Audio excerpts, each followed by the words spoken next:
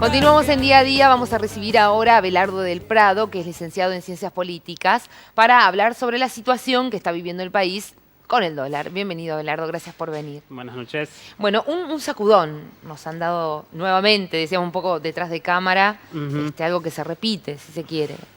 Sí, como precisamente estábamos diciendo recién, todo este debate que tuvimos este año y los últimos meses el gobierno, la gestión económica, shock o gradualismo, el gobierno parece ser que había elegido por algo más gradual y el mercado se ve que decidió hacer el shock por sí solo, digamos. ¿Y eso es porque se ve desbordada la situación? O, por ejemplo, digo yo, el gobierno tenía pensado hacer algo que evidentemente se disparó, pero eso es porque se desborda, es porque hay alguien que toma alguna decisión. Hay una serie de factores para ver. O sea, el atraso cambiario en el país existía. El gobierno lo que decidió es ir hacia una mayor flexibilización del mercado de cambios y una dolarización de la economía en lo que tiene que ver con energía y con algunas otras tarifas más. Lo que había decidido es ir aumentando gradualmente. Lo que sucedió es que por factores externos, digamos, el petróleo ha subido mucho, eso ha impactado, y el dólar se ha vuelto caro en todo el mundo, porque si nosotros vemos, el dólar se está revalorizando mucho y todas las monedas se están devaluando. Esos factores externos lo que hicieron es darle cierto cimbronazo, que fue lo que sucedió en mayo, y el gobierno lo que ha hecho muy mal es gestionar la certidumbre en el mercado. Ante la incertidumbre total hay una falta de precios y todos los actores económicos intentan cubrirse. Falta de incertidumbre, todas apuestan a que el dólar va a seguir subiendo y ese tipo de fenómeno en el cual estamos viendo hoy. Y el hecho de que, no sé si esto por ahí es tu campo, pero digo, uno piensa, bueno, hay quienes dicen, va a llegar a 60, se empieza a dar como una fiebre, ¿no? De la suba, no, que la gente sale, compra dólares, pone su plazo fijo en dólares, nos enloquecemos. Digo, ¿eso no afecta, o sea, o no importa? Las conocidas profecías autocumplidas de la economía. Sí. El precio de equilibrio, estimaban todos los economistas, era entre 30 y 35. Lo que estamos asistiendo de más de 37 en realidad, que era alguna de las previsiones de algunos economistas, corresponde un poco a esta falta de incertidumbre de todos. No, va a seguir subiendo, efectivamente van todos a comprar, sigue subiendo. Ahora el gobierno, ante la incertidumbre, lo que está saliendo es salir a contener un poco esa suba y esa paranoia que es muy lógica, digamos. Si todos creemos que algo efectivamente va en el futuro a cotizar más caro, todos intentamos ir hacia eso o cubrirnos de ese fenómeno. Sí. ¿Cómo lo posiciona el gobierno esta situación? Muy débil. Digamos, la verdad es que la mayoría estimaba que siendo personas del gabinete económico, básicamente que tiene una trayectoria muy grande en el mercado financiero, uno estimaba que estaban preparados para sufrir una corrida de este tamaño. No fue así, la gestión de la incertidumbre ha sido muy mala, digamos, no podemos hablar de una crisis cambiaria que dura 4 meses como está sucediendo, porque más que una crisis cambiaria se transforma en una crisis económica y eso se ve reflejado en la evaluación del gobierno por parte de la ciudadanía. Ya incluso hasta antes de esta semana, cuando digamos, se da esta última corrida cambiaria, se había dado un dato muy interesante, que incluso se había publicado hasta en el diario Clarín, que era la primera vez que estaba en jaque la posibilidad de reelección del gobierno nacional. Mira, así tanto afectó. Ahora, digamos, más todavía, pero esto es Argentina, digamos. Claro. Los ciclos políticos varían mucho de mes a mes o de año a año. Así como el año pasado estábamos hablando, bueno, ya la reelección está descontada, vamos a ver quién sigue después de la segunda gestión de Macri. Ahora estamos ante una certeza en realidad no una certeza, una incerteza de si va a haber reelección o no. Porque en los sistemas presidencialistas, sobre todo en Latinoamérica, las tasas de reelección son muy altas, o sea, están por encima del 80%, y no parecía haber ningún tipo de situación un escenario en el cual no se dé una reelección. Ahora, con este clima particular, ahora sumado a la crisis económica y la falta de certidumbre, existe la posibilidad de que se dé un cambio de gobierno. ¿Y son decisiones políticas mal tomadas? ¿Llegar al hoy, como estamos? Se podría decir que es algo que se repite mucho en la historia de la Argentina, digamos. Un gobierno que tiene cierta fórmula, apuesta por cierto plan y es como que se enamora de eso y no avanza o tiende a cambiar su plan cuando, digamos, las circunstancias son demasiado tardías. En este caso, el gobierno, digamos, el primer ciclo del gobierno, que fue de la salida del cepo, estaba fuertemente centrado en una posibilidad de financiamiento externo muy barata, que eso fue lo que se terminó, ahí fue donde apareció el FMI. Y ahora lo del FMI ha sido contraproducente, el gobierno dice que es inevitable, que técnicamente es verdad, digamos. Lo único que nos separa de un default es que no esté el FMI. Entonces, hay algunas decisiones que se toman en contexto, no se cambia y después se termina transformando en inevitables. ¿Qué significa estar en default? Cesación de pagos, que no cumpliríamos con nuestras... O sea, nosotros como país... Dejamos de pagar nuestras deudas, exactamente. ¿Y eso qué implicaría?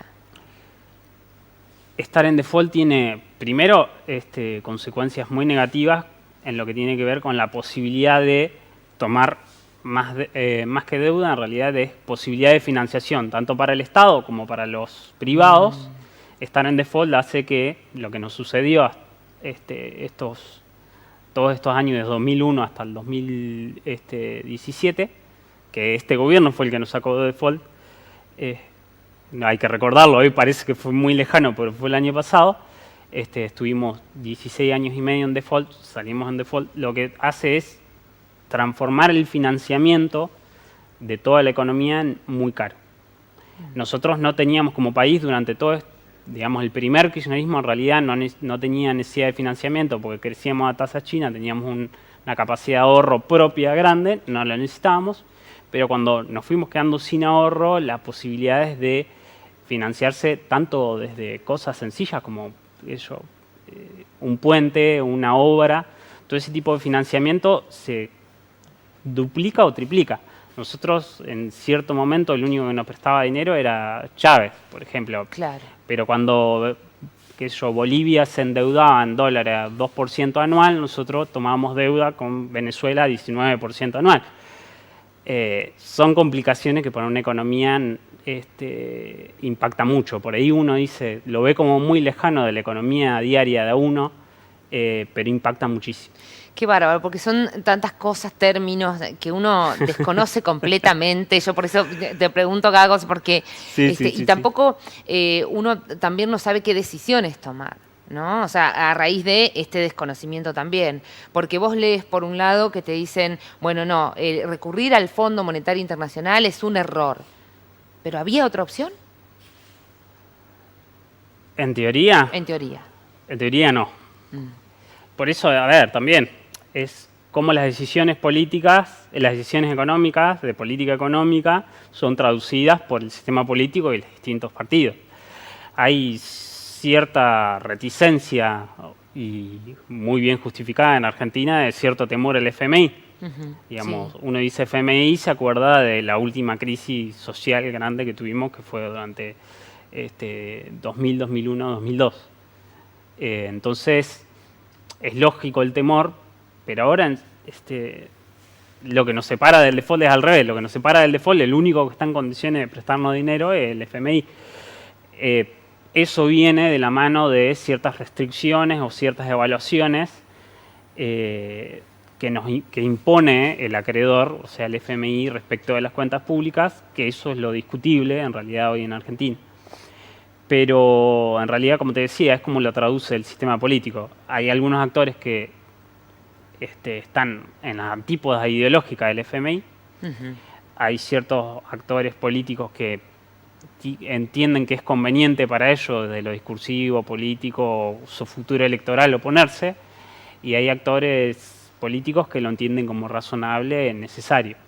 Pero, de nuevo, la opinión pública le tiene cierto temor porque en la memoria colectiva tenemos lo que sucedió en nuestra última gran crisis.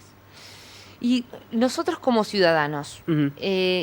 ¿cuál sería la recomendación de hacer en estos momentos? O sea, uno se mueve, no sé. Hay gente que, por ejemplo, dice, bueno, tiene un terreno, ¿lo vendo o no lo vendo? Tienen ahorros en plazos fijos, ¿lo dolarizan o no? Viste que no se sabe qué hacer.